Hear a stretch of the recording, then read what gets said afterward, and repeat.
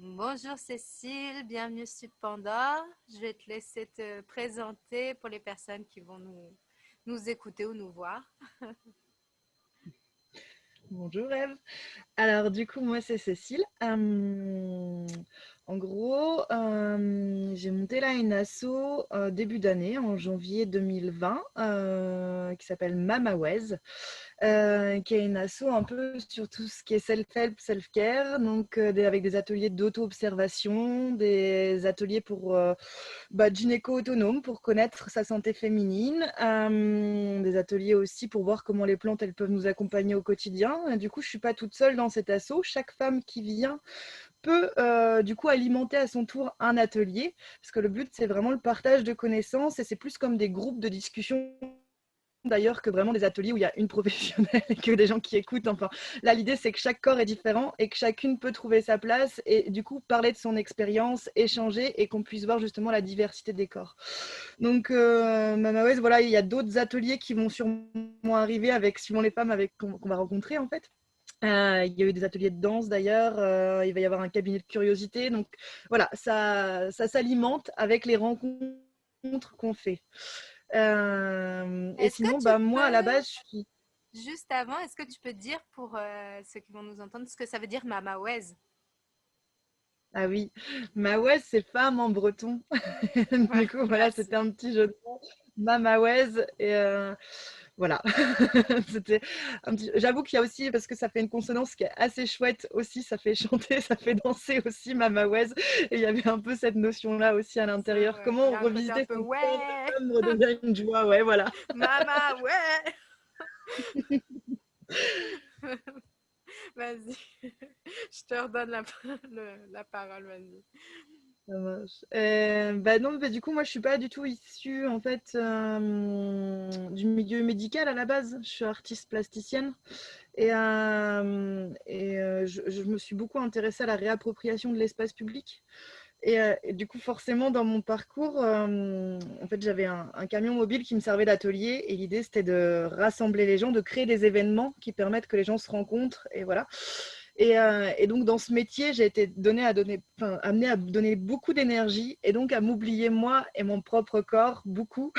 Parce que les temporalités de l'événementiel, c'est souvent des gros coup de bourre et on n'a pas trop le temps de prendre soin de soi. Et du coup, sur mon parcours, j'ai rencontré des femmes qui m'ont initiée aux Tentes Rouges, à des groupes de parole du coup féminines. Et je trouvais ça intéressant parce que ça se calait beaucoup sur le rythme du cycle et du coup, comment se servir de son cycle aussi dans sa manière de travailler. Donc, j'ai été sensibilisée à ça.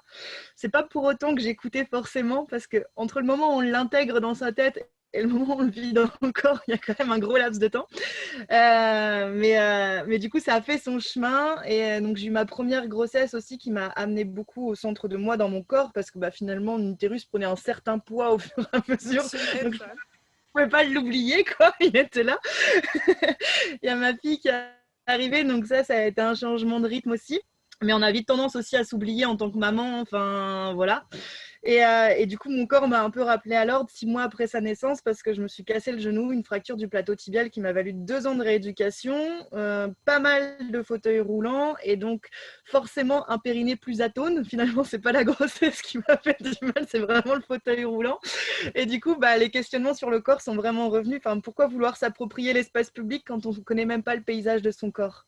Et donc ça a été une réelle question parce que la rééducation, ok, mais pourquoi on me fait faire tel étirement? Pourquoi je galère autant? Pourquoi il y a telle complication? Enfin, j'avais envie de comprendre.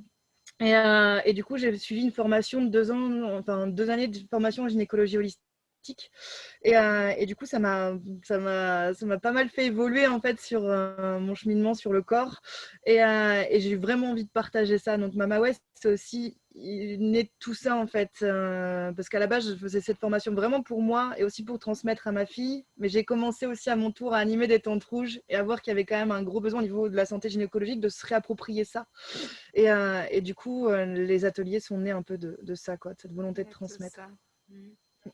Est-ce que je peux te demander de revenir un petit peu sur l'histoire du cycle? Parce que je ne sais pas si tout le monde sait exactement la relation au temps au niveau du cycle féminin. Du coup, si tu peux en parler un petit peu. Ouais.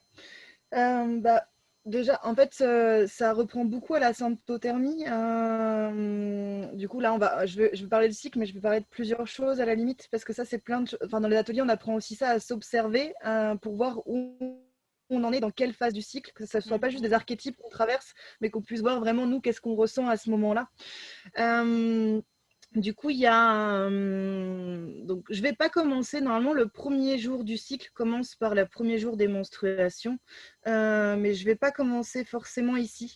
Je vais commencer juste sur la phase qu'il y a après les règles. Donc, c'est pas tout à fait le début du cycle, mais voilà, ça va être plus facile dans ce sens-là. Du coup, juste après les règles, on a une première phase, enfin une deuxième phase du coup, qui est la phase folliculaire.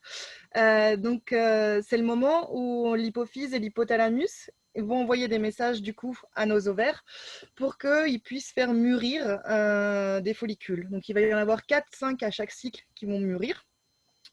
Et du coup, quand ils vont mûrir, ces follicules, ils vont produire ce qu'on appelle les oestrogènes. Donc c'est un peu l'œstradiol, enfin l'hormone phare de la phase folliculaire. Ça, c'est une hormone de l'action beaucoup.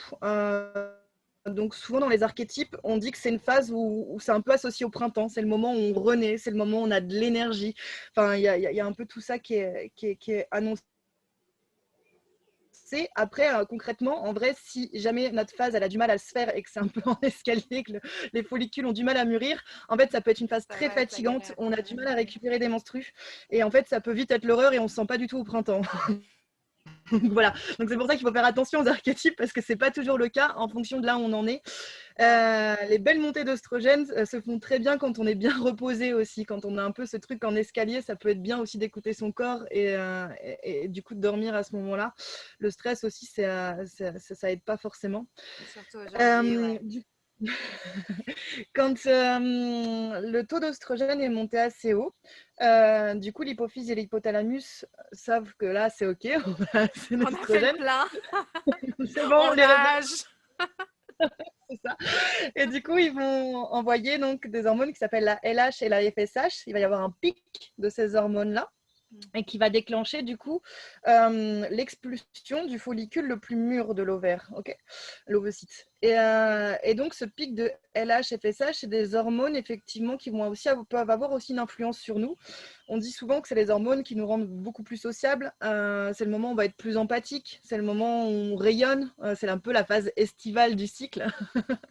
Après, si on a une inflammation de l'ovaire, ça marche pas du Ça tout, c'est marche pas pas l'été, non c'est plus. pareil. Là, on peut être hyper mal et avoir comme des syndromes prémenstruels et c'est vraiment pas cool. On a envie de voir personne et on n'est pas du tout dans cette phase empathique. Donc voilà, encore ça dépend de ce qu'on rencontre et de ce qu'on peut observer sur son corps.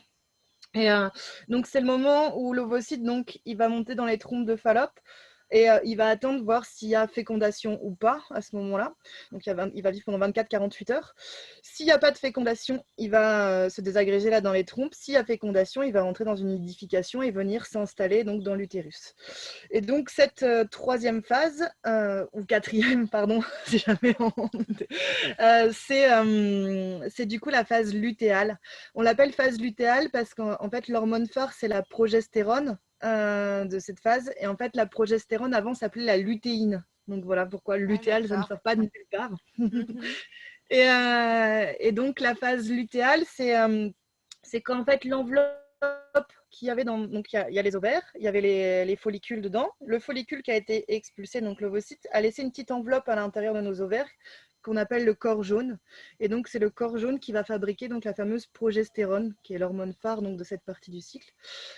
Et du coup, la progestérone, c'est plutôt une hormone tranquille, une hormone qui va nous poser. C'est une hormone qui construit un peu les choses. Là, elle va augmenter le chauffage dans notre corps pour qu'on ait voilà, une bonne température si jamais il y a développement du coup de l'ovule.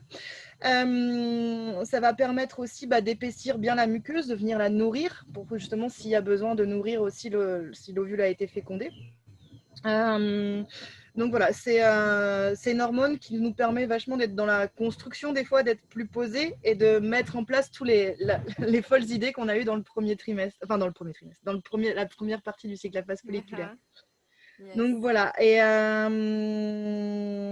et du coup c'est souvent là aussi il faut faire très attention parce que si on a des SPM, donc les syndromes prémenstruels, C'est Mhm. souvent cette phase où il faut vraiment surveiller l'alimentation aussi, parce que du coup, elle a un grand rôle à jouer pour justement bien prévenir, pour éviter que notre corps rentre trop en inflammation au moment des menstruations, qui peut causer pas mal de désagréments en fait, entre les maux de tête, les maux Les au niveau douleurs. du globalement de la digestion, des constipations, enfin il peut y avoir plein de choses, même de l'humeur tout simplement. Mhm. Donc voilà, parce que en Ouais. fait, justement, à la fin de cette phase de progestérone, il y a l'hypothalamus et l'hypophyse, là encore, qui constatent si jamais il n'y a pas eu une nidification, si jamais il n'y a pas d'ovule à se développer dans l'utérus, hop, ils envoient un message pour donc couper toutes les hormones. Et là, on a une grosse chute hormonale. Et 1 ou 2 jours après, on a nos règles qui se déclenchent. Donc là, ça peut être très dur à vivre. Donc c'est pour ça. Enfin, c'est pas tout une passe cool. Ça dépend. Des fois, ça passe tout seul. Des fois, non.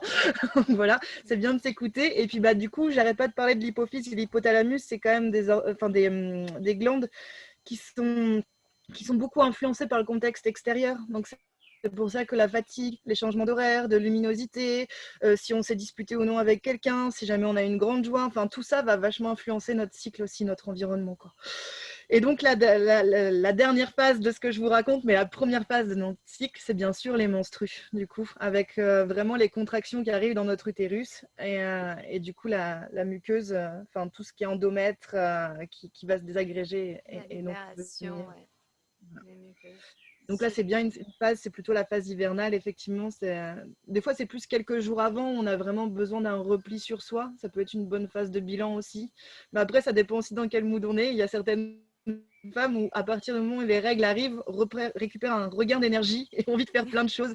Donc c'est pour ça qu'il faut toujours faire attention avec les histoires d'archétypes. Il faut juste savoir s'écouter, savoir où on en est, quoi. Mhm. Il est possible chacune de choisir ses archétypes et de les replacer en fonction de notre cycle.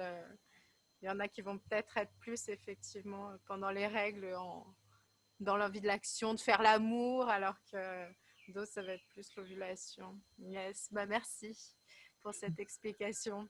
Et du coup, je vais revenir au sujet que je voulais te faire développer un peu plus, qui est le self-help. Donc, tu as commencé à développer ces ateliers. Est-ce que tu peux nous parler un peu de l'histoire, d'où ça vient?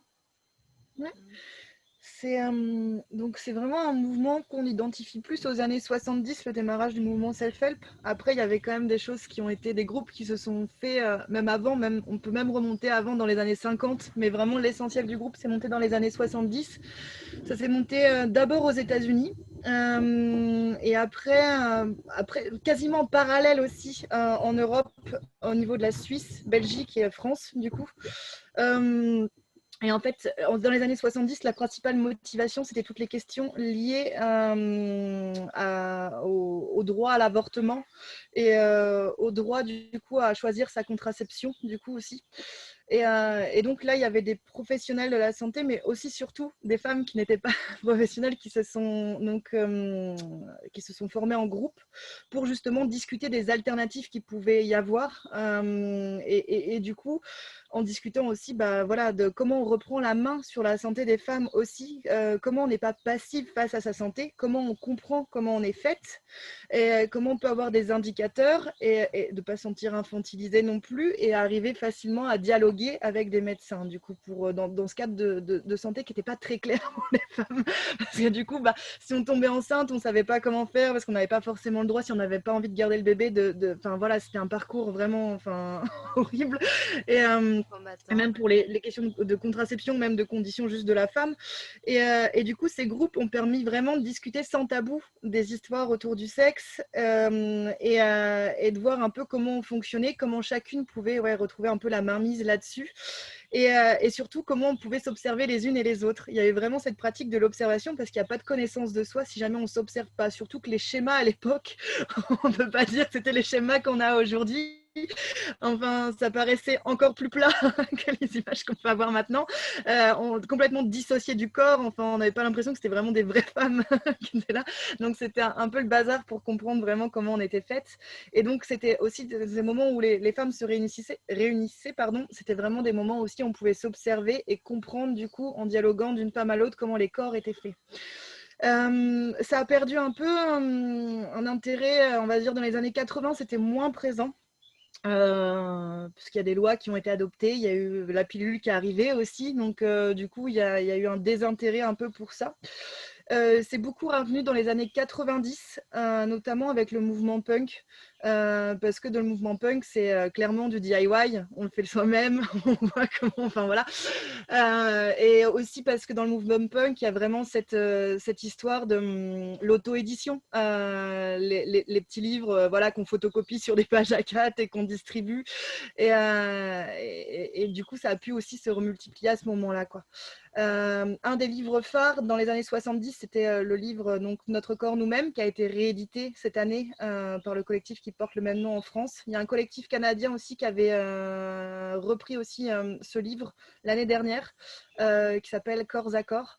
Bon, voilà, c'est plein de livres méga intéressants qui ressortent. C'est marrant parce que le livre canadien est ressorti l'année dernière, le livre français est sorti cette année. Il y a Edgar Clarence Rosa qui a écrit un livre qui s'appelle Connais-toi toi-même, qui est sorti aussi l'année dernière, je crois. Donc on revoit vraiment un regain d'intérêt actuellement. Je pense peut-être lié justement à toutes ces histoires de contraception. On commence à avoir du recul sur les effets aussi de la pilule à long terme, ce que ça peut provoquer dans nos corps, et aussi peut-être par rapport aux questions des perturbateurs endocriniens, tout ce qu'on a dans la nourriture industrielle qu'on absorbe. Et je pense qu'on commence à se reposer des questions et que ça ressort de nouveau d'actualité par rapport Les à ces sujets. tampons, les serviettes hygiéniques aussi, on découvre Ouais, bah oui, effectivement les cochonneries qu'on peut avoir dedans, effectivement. toutes ces choses-là. C'est donc un mouvement très politique hein, qui est très lié à des positions politiques qui est beaucoup né de... Ouais, et surtout, bah, je tiens vraiment à préciser ça, c'est pas un mouvement qui est en opposition à la médecine. On n'est pas là pour faire de l'automédicamentation, etc.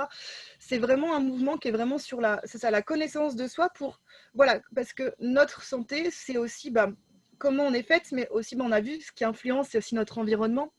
Il y a aussi nos émotions qui viennent influencer ça. Il y a aussi bah, des fois notre lignée aussi, enfin, je veux dire historique, enfin nos descendants, Ancestrale. ouais, nos ascendants, etc. Voilà. Les descendants qui ont Du coup, on peut faire récupéré autre toute chose la aussi. lignée.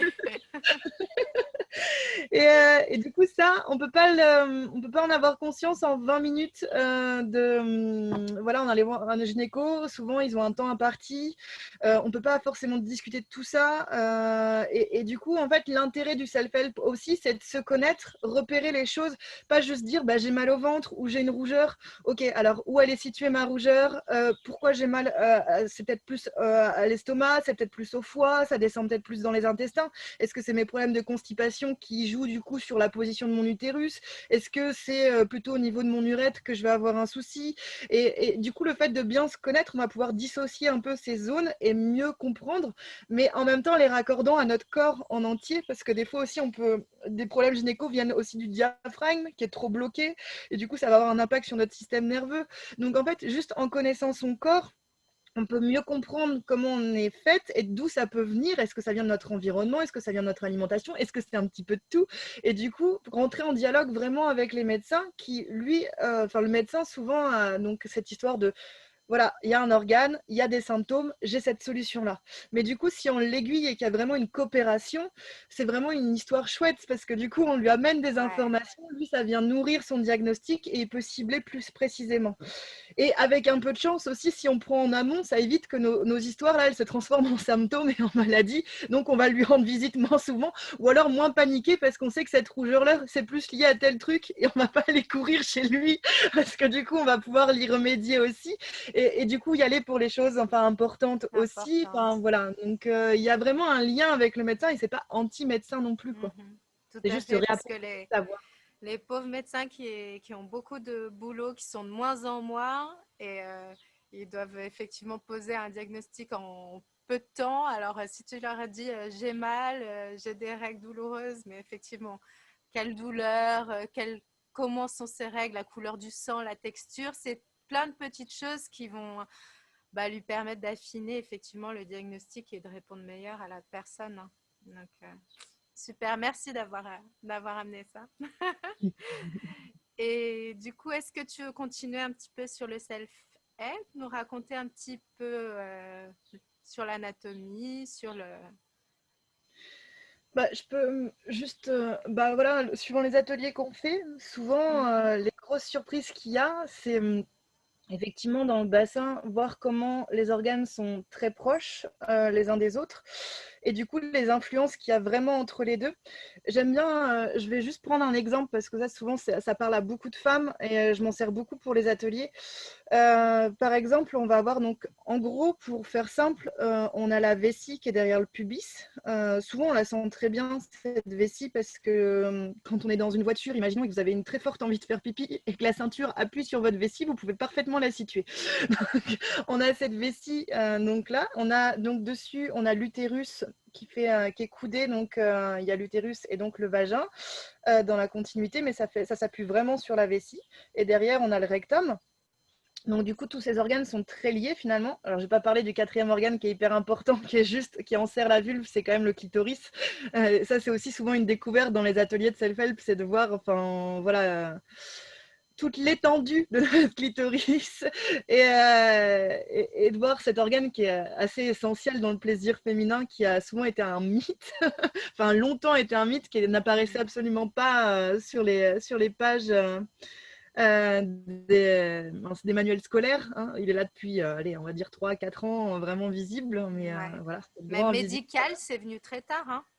Ouais, Mhm. ouais. Bah, il y a un projet qui s'appelle OMGYes, je sais pas si tu connais, du coup, c'est un projet où du coup des femmes se mettre devant une caméra pour faire voir comment elles aiment être masturbées, comment elles aiment se masturber elles-mêmes et du coup comment, enfin un peu l'étendue du clitoris et voilà que c'est pas juste un joystick avec un point qu'on va toucher, mais vraiment du coup tout ce qui enserre cette vulve. Et du coup c'était intéressant ce projet parce que ça a vraiment démocratisé l'idée que bah voilà il y a vraiment un plaisir féminin et qu'il faut vraiment aller, enfin suivant les femmes, c'est pas, on n'aime pas être touché de la même manière. Et du coup, voilà, enfin aussi ce côté interne, externe, parce qu'il y a toujours ce fameux histoire du point G, un peu hein, ce gros mythe aussi qui n'est autre qu'une stimulation interne de notre clitoris. Et du coup, c'est intéressant aussi de discuter de ça. Enfin, c'est pas parce qu'on a une pénétration qu'on va forcément avoir jouissance, c'est juste une. Enfin voilà, pas les mêmes stimulations, les deux sont complémentaires aussi. Et donc voilà, c'est important à souligner aussi. Enfin bref, donc je reviens à mon histoire de vessie et d'utérus et de rectum. Juste pour dire, bah, par exemple, quand on va avoir nos règles, des fois ça arrive qu'il y ait notre utérus qui s'inflamme un peu, donc qui va gonfler sous le pli de l'inflammation. Du coup, il va venir comprimer notre rectum et du coup, on va être un peu constipé avant l'arrivée de nos règles. Ça, c'est un lien du coup, vraiment. Et quand les premiers jours de règles arrivent et les premières contractions dans notre utérus, les contractions se diffusent dans notre rectum. Et du coup, là, toutes les matières fécales qui étaient coincées ici, forcément, sous le pli des contractions, vont s'écouler et on arrive en diarrhée. Et donc voilà, donc c'est important si jamais on est régulièrement constipé, on peut aussi avoir la flore du coup de notre rectum qui peut migrer aussi à la flore vaginale et qui peut causer donc des mycoses à répétition, des choses comme ça. Donc d'où faut faire attention aussi à son transit pour nos histoires de santé féminine aussi de ne pas se retenir trop de faire pipi aussi, parce qu'aussi, bah, il y a aussi toutes les histoires de ces organes qui sont toujours en mouvement, et ça, des fois, les planches anatomiques ne nous permettent pas de voir ça, mais on a quand même cette vessie qui s'agrandit, se rétrécit en fonction de nos envies d'aller aux toilettes, on a cet utérus qui se relève au moment de l'ovulation, qui se recouche derrière et qui se relève au moment des menstruations, et du coup, ce mouvement, faut qu'il soit possible aussi. Et si par exemple, on a peu de tonicité au niveau de notre ceinture abdominale, alors quand je parle de ceinture abdominale, je parle pas de nos tablettes de chocolat, hein. Je parle bien de nos muscles profonds et Que personne n'a. qu'on va surtout entraîner avec Seulement les manches. des Ouais. parce que je vous dis pas d'aller faire de la gym et tout ça. Hein. Là, c'est vraiment des histoires de respiration et de conscience corporelle qui vont du coup tonifier le maintien de nos intestins et du coup qui vont permettre justement à notre utérus de bien se relever et de bien se baisser et pas parce que sinon on a manque de tonicité au niveau de notre ventre. Du coup, les intestins peuvent gêner aussi ce mouvement, quoi. Et donc, Mhm. le rectum qui va aussi enfin, voilà, être plus ou moins rempli en fonction de notre envie d'aller aux toilettes aussi. Donc voilà, tout ça, c'est tout le temps en mouvement aussi. Et ça, c'est aussi ce qu'on découvre dans le self-help, c'est que le mouvement, il est hyper important. Et avec nos vies très sédentaires, ça vient vraiment mettre un coup aussi à notre santé féminine, quoi. Ouais. Donc, voilà, on découvre aussi un peu tout ça. Et au-delà de ça, dans le self-help, c'est aussi... Bah, juste aussi, bah, souvent on n'a pas l'habitude en tant que femme de regarder notre appareil génital. Enfin, j'avoue, ça c'est plus des choses qu'on laisse souvent à notre partenaire ou au médecin, mais en soi, on a tendance vite à déshabiter cette partie-là parce que c'est pas simple à regarder. Enfin, je veux dire, si on n'a pas un miroir entre nos jambes, c'est pas quelque chose qu'on voit tous les jours et il faut déjà y porter enfin, faut y mettre une intention déjà pour le voir, quoi. Mhm. Et, euh, et du coup, on a souvent des images de vulve assez parfaites, un peu grâce ou, grâce ou pas grâce, je sais pas comment dire, au porno. Ouais. Mais du coup, voilà, avec une esthétique aussi au niveau de la pilosité, au niveau de plein de choses. Et du coup, comment on s'approprie, nous, cette partie-là, avec nos différences aussi. Et donc, quand on regarde dans le miroir, j'aime bien aussi discuter bah, voilà, des lèvres externes et internes, plutôt des petites et des grandes lèvres. Parce que du coup, c'est important enfin, de ne pas donner une notion de taille, parce que clairement, elles n'ont Oui. jamais la même taille d'une femme à l'autre. Et du coup, bah, voilà, que notre pilosité, elle est importante aussi, parce que pourquoi des fois, quand on regarde et qu'on voit des poils, on a l'impression que c'est associé à quelque chose de sale, et qu'au contraire, comme si on était négligé le fait de ne pas Mhm. s'épiler. Et pourquoi quand on s'épile, on a l'impression que c'est, enfin voilà, on est prête à prêter. Et du coup, remettre aussi en question toutes ces choses-là qu'on a dans la tête. Et est-ce que c'est des choses qui nous appartiennent? Est-ce que ça nous plaît vraiment de nous épiler? Mhm. Ou est-ce que c'est une injonction? C'est pas le fait de juger poil ou pas poil, on s'en fout. C'est avec quoi on est à l'aise en fait. Et Et du coup, pourquoi on fait le choix? voilà, exactement. Mhm. Et du coup, on vient questionner un peu tout ça pour voir en fait, nous, comment on est faite, qu'est-ce qui nous dérange ou pas, et juste comment on s'observe, et est-ce que du coup, c'est pas le but aussi, enfin je veux dire, les ateliers, des fois c'est des moments où certaines femmes aiment parce que du coup elles se redécouvrent et elles se trouvent belles aussi, voilà. Mais je veux dire, c'est pas le coup de... C'est pas grave si on trouve pas sa vulve belle ou pas belle, mais juste de la connaître et de rentrer en contact avec ça pour pas juste être dépossédé en fait de son sexe et juste le remettre aux mains des autres.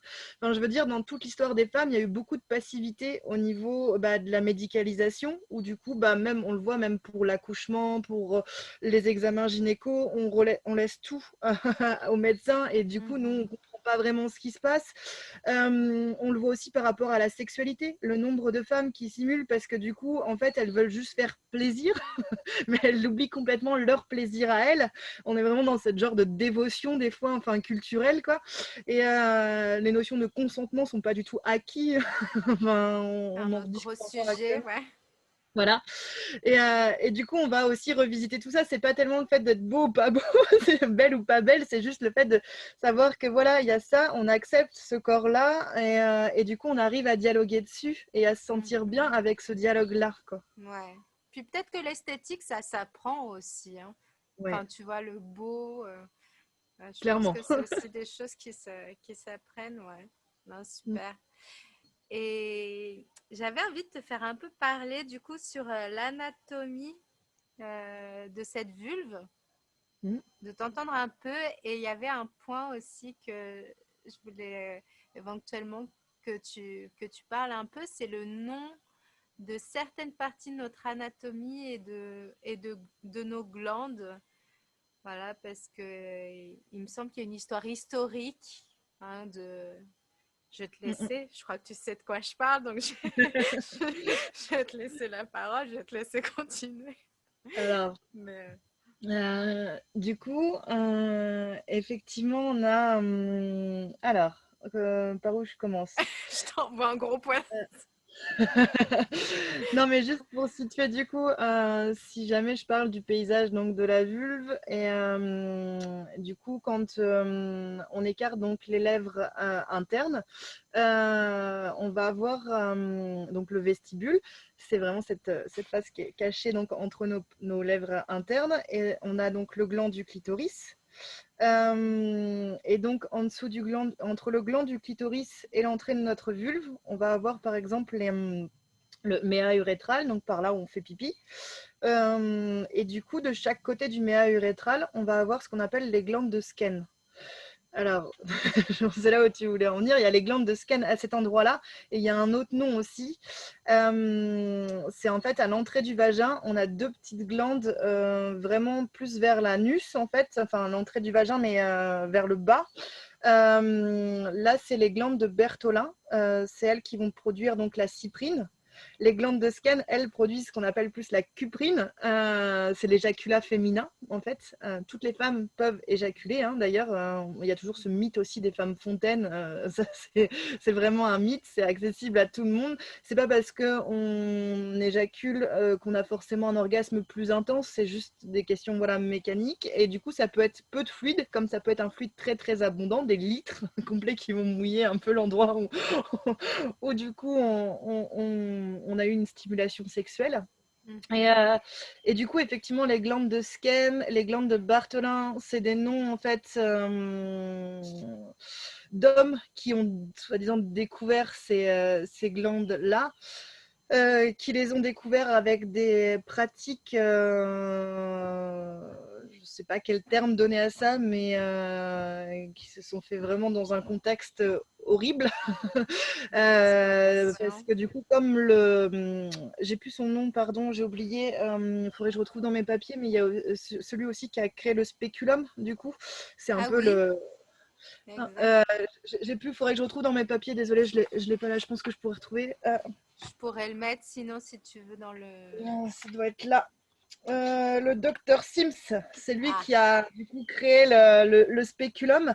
Donc c'est un peu le père de la gynéco américaine. Et donc Skene et Bertholin, donc c'est un peu les docteurs qui ont suivi, qui ont découvert ça. Et donc tous leurs essais, ils le faisaient sur des esclaves, des femmes noires esclaves. Et du coup, sans anesthésie, hein, sans s'occuper des histoires de consentement, justement, enfin, dans une violence assez extrême. Et c'est ce qui a permis, du coup, de découvrir ces parties du corps féminine. Mais du coup, on peut les citer parce que du coup, il y a des femmes, enfin, dans des groupes féministes, on rebaptise du coup ces glandes par le nom des esclaves noirs qui ont été obligés de subir ça. Donc, il y a Anarcha, Betsy et Lucie, qui sont les trois femmes phares un peu enfin, qu'on qui connaît du coup, représente, qui ouais. ont vécu ces violences obstétricales du coup très fortes. Et, euh, et du coup, il y a aussi dans d'autres mouvements où on ne veut pas forcément nommer encore ces parties de notre corps par des histoires enfin, aussi sordides. Et on décide plutôt d'appeler les glandes de Skene les glandes de la prostate, parce que bah, finalement, Mhm. c'est la prostate féminine. Et du coup, il y en a qui aussi réinventent d'autres noms qui sont plus poétiques. Et en fait, il y a vraiment un débat là-dessus. Mais en fait, je trouve important, c'est juste nous, comment on a envie de les appeler et de connaître cette histoire. Ça, c'est hyper important Ouais. aussi. Et de voir qu'est-ce qui nous semble juste dans notre corps avec cette histoire-là, quoi. Mhm. Et pourquoi pas un jour dire anarcha et le jour suivant dire glande de la prostate. Finalement, rien ne nous empêche de changer d'un jour à l'autre. Mais effectivement, on a des histoires de femmes Vocabulaire. très chargées, quoi. Mhm. Mais oui. Mais merci pour l'avoir partagé, pour avoir amené cette histoire, parce qu'effectivement, c'est important de savoir aussi d'où ça vient, je pense. Mhm. Et comme beaucoup de choses en médecine hein, qui ont été découvertes des fois dans des... Enfin, là, on parle du système, enfin, notre système sexuel, mais il y a beaucoup de progrès en médecine qui ont été faits dans des conditions assez raides à une certaine époque, quoi. Mhm. Ouais, c'est terrible. Les essais qui ont été faits aussi pendant la Seconde Guerre mondiale, c'était pas très clean non plus, hein. Ouais. Bon, revenons à quelque chose de plus joyeux. Revenons à nos plaisirs et à nos vulves, du coup. Alors, on en était. Est-ce que tu as encore quelque chose à nous partager sur ce paysage féminin ou... Il y aurait plein de choses encore à Ouais. dire, je pense. Juste avant de continuer sur le paysage féminin, vraiment autour du sexe, je trouve ça hyper important aussi de ne pas oublier du coup effectivement le fait que comment c'est relié au reste du corps Mhm. et que notre paysage féminin, c'est aussi, bah, comme je disais un peu au début, le diaphragme. Et ça, c'est intéressant parce que c'est vraiment un organe qui vient En fait, c'est vraiment l'organe de la respiration.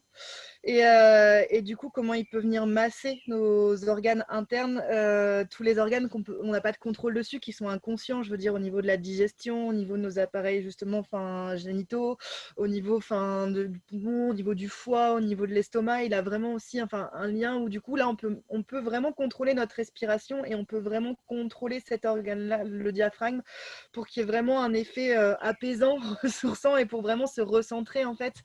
Donc ça, je pense que c'est un muscle qui est hyper important dans notre santé féminine. Je pense aussi au foie.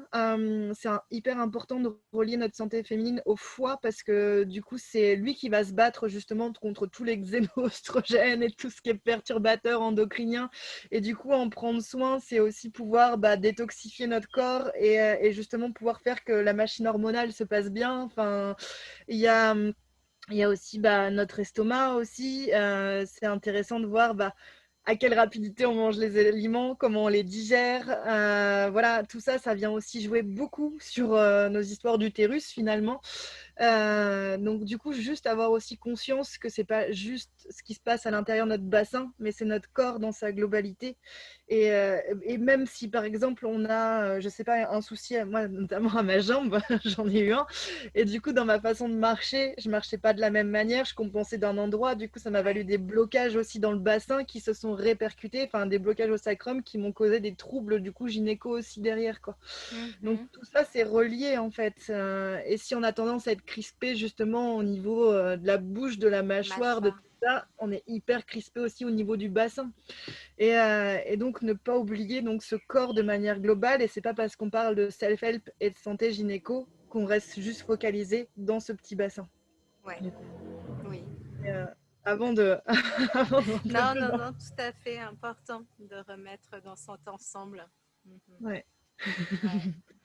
Donc, les ateliers, ça sert aussi à ça, de se connaître bien au-delà juste du cycle menstruel et bien au-delà juste du petit bassin. De C'est faire du important. lien. Mm. Ouais. Est-ce que tu veux du coup rajouter quelque chose? Est-ce que tu veux...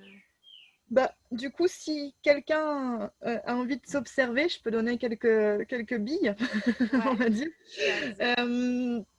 Euh, du coup, déjà d'être dans un moment confortable, ça c'est important. On va pas s'observer en 2 minutes top chrono et des fois de juste s'accorder du temps parce que ça c'est aussi une grosse problématique, s'accorder du temps à soi. Je pense qu'on est beaucoup à faire plein de choses avant de prendre ce temps à s'accorder pour soi. On a toujours des bonnes excuses. Mhm. Et du coup, le moment où on a envie de faire ça, je pense que c'est important de se dire que c'est un temps à soi. Et du coup, ça peut être intéressant de pas juste le faire vite fait dans sa salle de bain, mais des fois, ça peut être cool aussi parce que des fois, c'est aussi un lieu qui est chargé d'histoire. Et, euh, et c'est important aussi de ne pas mettre trop d'attentes. Moi, je vois des fois des ateliers, des femmes qui ont tout de suite envie juste de voir leur col. Et du coup, est-ce que, avant de voir le col, je pense que c'est intéressant déjà de pouvoir observer sa vulve, de prendre le temps et même des fois, on veut tout de suite aller voir avec un spéculum ou des choses comme ça, mais des fois, juste aussi sensoriellement, de pouvoir essayer d'aller toucher, de voir les différentes textures, même si sans aller toucher tout de suite le col, mais du coup, accepter d'y aller et de prendre le temps de ça, prendre le temps de cette rencontre, que ce soit pas encore une obligation, une injonction d'aller voir son col, de se connaître et tout ça. Et, je sais plus ce que je veux dire, pardon, je me suis un peu perdue, mais ouais, du coup, prendre un temps pour soi, si on a envie de se découvrir. Une position pour bien voir sa vulve et qui peut être confortable justement pour tout relâcher, c'est la position semi-allongée parce que du coup on peut mettre des coussins autour de nous, on peut mettre un miroir entre les jambes et du coup ça peut être un moment cool où on n'est pas tendu justement sur un tabouret avec une jambe en l'air, des choses comme ça. Donc ça peut être juste un moment d'observer la partie externe de sa vulve dans cette position-là. Et du coup, quand on va observer sa vulve, c'est important aussi de bien regarder ce qui se passe autour, c'est-à-dire l'intérieur des cuisses aussi, la fermeté, est-ce qu'il y a des irritations aussi, comment sont nos formes, peut-être qu'on voit aussi du coup nos fesses, comment elles sont aussi, comment est la peau, d'aller toujours découvrir ça, un peu la couleur. C'est intéressant aussi de voir, suivant la pièce dans laquelle on va être, il va y avoir des jeux de lumière, donc est-ce que ça, est-ce que ça vient changer la perception qu'on a de notre vulve? Ce qui est intéressant à voir, c'est si on regarde juste donc l'entrée du vagin, est-ce que avant d'essayer de mettre les doigts déjà dedans, est-ce que du coup on perçoit déjà notre activité respiratoire au niveau de cette porte, au niveau de cette... Alors, entrée, là aussi, c'est un mot que j'aime pas. On peut dire la sortie du vagin ou l'orée du vagin, parce que du coup, le vagin, c'est quand même un endroit où il y a beaucoup, beaucoup de choses qui en sortent. Je pense notamment à tout le liquide, enfin toutes nos pertes blanches, toute la glaire cervicale, du coup, d'ailleurs, qui va être vraiment importante à observer aussi, parce qu'elle nous Encore en un dit long. sujet, ouais. Pardon, j'ai le voisin qui fait de la tronçonneuse, j'espère que ça n'entend pas. Pas Ok. grave, d'habitude c'est les chiens chez moi. Alors, Ok. Euh, Et du coup, c'est ça, le liquide, il va évoluer en fonction de notre cycle aussi.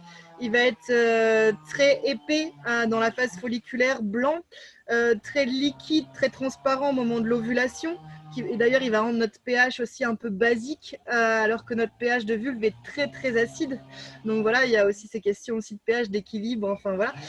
Il y a en phase lutéale plutôt soit une absence de glaire ou soit ça va être pareil, très pâteux, blanc, voire tâter un peu de jaune avec la progestérone qui vient des fois teinter un peu.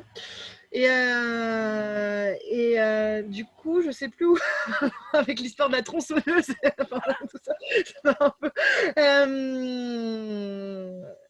du coup, avant tu parlais de la sortie du vagin Ah qui oui, c'est ça. finalement Et n'est pas donc, une entrée, qui est un lieu où ça coule. merci. Merci Eve. Du coup, c'est ça, c'est en fait tout ce liquide sort constamment de notre vulve, les menstruations aussi, le bébé aussi, si jamais il y a eu fécondation à un moment donné.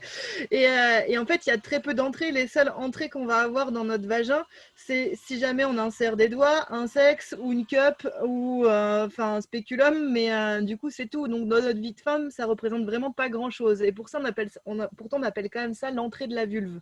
Ouais. Voilà, les mots sont importants aussi, hein.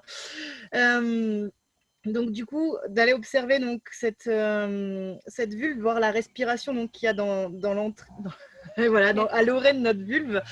Ça peut être, voilà, juste découvrir aussi, des fois, il y a encore les restes de notre hymen. Haine. Voilà, on n'est pas toutes avec un hymen, hein. Il y a des femmes qui naissent sans hymen, il y en a qui naissent avec hymen, il y en a qui du coup vont perdre leur hymen très tôt en fonction des activités qu'elles font parce que bah voilà, il est plus ou moins solide suivant les femmes, plus ou moins épais. Il y a même des femmes qui vont avoir des hymens assez épais et qui, en fait, les hymens c'est pas juste quelque chose qui vient boucher, on va dire, la sortie de notre vagin. Ça a quand même plein de trous pour laisser passer justement tous les liquides qui peuvent sortir. Et du coup, il y a des femmes qui ont des hymens très épais où même s'il y a pénétration, l'hymen ne va pas se déchirer, il va juste se détendre. Et donc, c'est trop un mythe aussi, cette histoire de virginité C'est par la rapport... journée, clac, clac, on tous les mythes là. Ouais.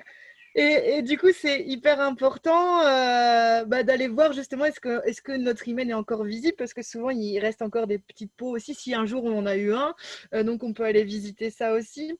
On peut regarder justement la différence de couleur entre nos lèvres internes et nos lèvres externes, voir bah, du coup comment sont les drapés des lèvres internes. Est-ce que comment c'est chez nous en fait parce qu'il y a tellement aussi d'histoires esthétique autour de notre vulve. Est-ce qu'on pourrait pas trouver esthétique aussi tous les drapés que ça vient former? Est-ce que du coup il y a des différences de couleur justement dans ce drapé-là? Comment ça vient vraiment enserrer notre clitoris? Parce que ça fait vraiment un petit capuchon et du coup ça peut, enfin, voir comment bah, ça se rejoint chez nous parce que c'est différent vraiment d'une femme à l'autre aussi. Être au courant que du coup, bah, sous le clitoris, il y a deux petites glandes qui produisent le smegma, c'est l'odeur, c'est ce qui va faire l'odeur de notre vulve aussi, donc qui est influencé par ce qu'on mange, par plein de choses aussi. Et du coup, je trouve c'est intéressant aussi dans ces histoires-là parce que dans les histoires de sexualité, souvent avec notre partenaire, si on pratique un cuni ou une fellation, on va pas avoir de problème à aller mettre notre bouche sur le sexe de notre partenaire. On va pas avoir de problème de goûter les liquides qui sont présents à ce moment-là. On va pas avoir de problème d'aller sentir. Enfin voilà, on est en contact direct avec ça. Par contre, pour nos propres corps à nous, c'est des choses qui peuvent nous poser problème. Le fait de sentir bah, humide ou pas, des fois on a l'impression d'être un peu sale alors qu'en fait c'est juste le bon fonctionnement de notre cycle. On va pas oser sentir. Enfin, il y a vraiment soi-disant doit être propre. Il y a plein de produits de beauté qui existent pour se cleaner la vulve. Moi, je ne comprends pas ça. Je veux dire, enfin, est-ce qu'on est obligé de se mettre du parfum à cet endroit-là? Est-ce qu'on est obligé d'utiliser autant de savon? Ça reste une question. Donc voilà, enfin, juste d'apprendre à la connaître pour savoir bah, voilà, les choses qui sont naturelles pour nous, enfin, voilà, qu'on peut Mhm. découvrir, sentir et pas camoufler, qu'on peut aller rencontrer. Qu'est-ce que j'ai pas dit d'autre encore? Enfin, même là, cette jonction, enfin, il y a donc notre vagin et en dessous, donc, on peut revoir aussi notre anus. Ça peut être intéressant de voir aussi comment est fait notre anus. Et entre les deux, du coup, là, il y a un point très très important au niveau de notre périnée, du coup, et du coup, d'aller masser ce point-là, d'aller voir sa tonicité, de voir un peu sa texture, d'aller à la rencontre de ce point-là, c'est très important. C'est un point énergétique chinois de la médecine chinoise qui est très très importante et qui est très peu stimulée parce qu'en raison de sa localité, quoi. Mhm. Ouais. Pas choisi le bon voisinage dans notre société. Mhm. Mm. Ouais. Bon, bah, c'est un fait, là. Ça va être à nos miroirs, à nos lampes, hein. Est-ce que tu conseilles une petite lampe, du coup, pour... Alors, si c'est juste pour observer sa vulve, je pense on peut varier, comme au moment où on observe dans le miroir sa vulve, ce qui peut être cool, c'est de varier aussi de position pour voir justement l'ouverture.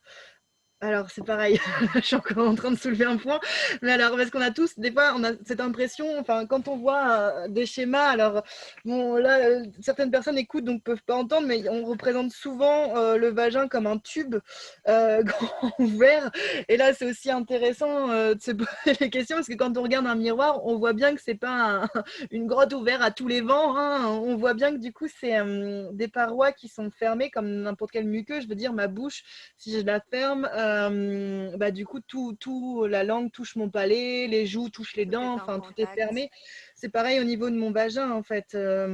Il est tout Mhm. fermé et il va seulement s'ouvrir si on insère quelque chose dedans et il va s'adapter à ce qu'on met dedans. Si c'est une chose petite, ça va être petit. Si on met une grande chose, ça va être enfin, il va s'ouvrir plus. Et voilà quoi. Et donc on le voit justement quand on change de position dans le miroir, on voit du coup comment l'entrée du vagin réagit suivant notre position. Et ça peut être sympa aussi d'aller observer ça. Ça peut être du coup, si on veut vraiment l'éclairer, ce qui peut être cool, c'est d'avoir soi-même une lampe et d'éclairer le miroir qui vient éclairer indirectement notre vulve pour éviter justement d'être penché avec notre miroir, enfin notre miroir et notre lampe dans une position pas confortable pour essayer d'éclairer sa vulve.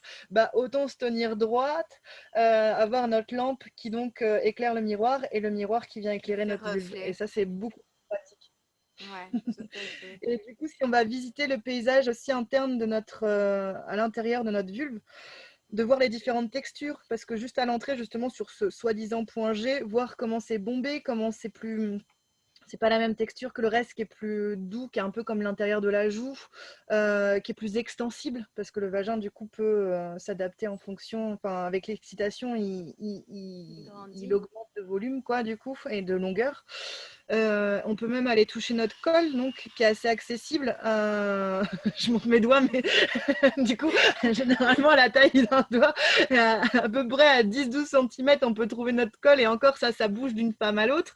Mais du coup, si on touche le col, ça peut être intéressant de voir bah, quelle texture il a aussi, où en est l'ouverture de notre col. Et je vous invite vraiment, si jamais vous arrivez à toucher votre col, juste avec votre respiration, de voir comment le col bouge sous vos doigts, ou même juste en appuyant dans certaines parties de votre ventre, voir comment ça va bouger aussi sur votre col, en fait, parce que ça a une influence. Enfin, si on appuie un endroit, bah, forcément, ça va bouger parce que Ça tout va est se relié. replacer, ça va danser. Mhm. Voilà, et ça, si jamais on n'ose pas justement rentrer à l'intérieur de son vagin, parce que des fois on a toutes nos histoires personnelles et des fois c'est un lieu chargé d'histoires, ça peut être intéressant justement, bah, comme tu dis, en dansant, en faisant du mouvement, juste essayer de rétablir et de sentir le contact de nos parois du coup vaginales et voir quelles sensations on peut retrouver à cet endroit-là. Parce que moins on y pense, plus on se coupe de cette partie-là, moins il y a de liens de fait et moins on peut avoir de ressenti.